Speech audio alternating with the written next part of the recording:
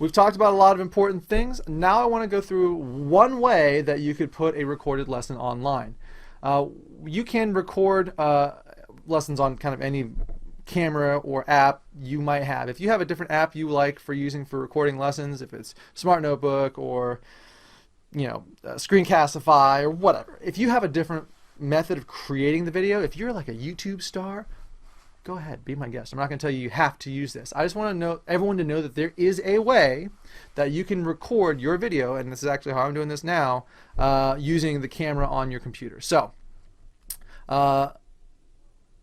you will take the video that you record or whatever video you're using and upload it to the class materials folder. As I said earlier, there is a 15 gigabyte limit on files that you upload to that folder, and sometimes if it's a big video it might take longer to upload. Just be patient with it.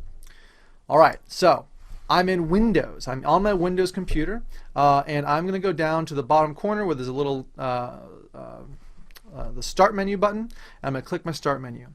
You can go into the Start menu. I can also just search. I love this little search box right here. The search box is really, really, really useful for just typing stuff. I could just go in there and type camera, and the camera app would pop up. But presuming you don't want to do that, I could just go into my Start menu and go down to C under All Programs and click the camera app. Your Windows 10 has a camera app built in that you can use to use the built-in webcam on your computer. So if I'm using that camera app, what I'm going to do is click on it and go in. So this is here is a screenshot of me in my camera app, and I want to make sure I click on that Take Video. I switch to video mode. If once I've done that, I click the button to see red, hey, I'm recording, and you're off. You're recording your lesson. Once you've finished recording, you hit that button again to stop this button right here. You hit that button again to stop recording, and once it's done, your video will pop up in that little box in the bottom right corner where it says click here to see your video. Right, that little box, that's where you go to find your actual video. So I did that. I clicked on click on that video. I've done it. I'm looking at the video I just recorded now. You can see there's a little play button, all the stuff that you would have just for looking at a video. To find the file location of this video, because I have to then move this video from my computer into Teams, I'm going to click these three dots, and then I'm going to click on Open Folder. This will take me right to my Pictures folder on my computer. By default, that's going to be under your Pictures. If you go into your files or whatever on your computer, there's like a Pictures folder on your computer. And within that, these will be saved into the Camera Roll folder. So you can always just go find those from within the Teams upload interface, or if you ever just want to find your video that you made, that's where it is. Your username, Pictures, Camera Roll. All right. So I have opened that folder. In this case, you can see here's the video I just made. All right, so there's that video. And now I also have, in the background, I have Teams open. So I want to drag this into my general channel. I want to make a post with this lecture. So all I have to do is take that video and drag it down. So I'm going to take that video, I'm going to drag it down and to start a new conversation, and it will ask me if I want to copy. In this case, the answer is yes. I'm going to copy that in here. It will ask me, where do I want to save it?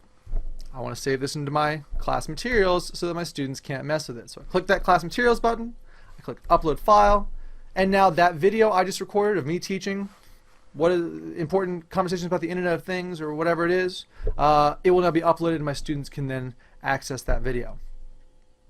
I can even then turn that into an announcement. So if I click the little announcement button down here, I could actually take that video I just dragged in here, make it into an announcement, and say, all right, everybody, you need to watch this. You need to watch this lecture before the assignment tomorrow. There will be a quiz that goes with this coming up later.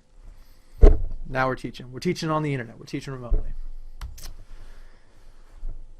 Another thing I could do is add the video I just uploaded. So this video has been uploaded to my class materials folder. So once I do that, I can also assign that as part of an assignment. So I've gone back into my assignments tab here. You can see I'm in the assignments tab. That's what's highlighted. And as part of creating this assignment, I can add resources. So I mentioned earlier you can add Word documents, PowerPoints, or videos.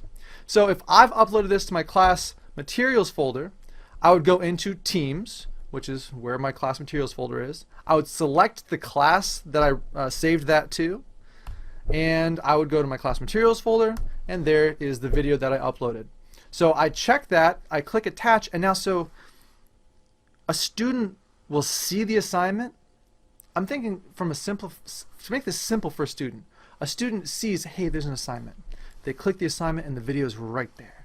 And you might put a Word document so that's right there. The kids don't have to go all over the place to find all this stuff. It's all in one place for them as part of that assignment, so they can keep themselves organized. I think that's a really valuable way to share information with them.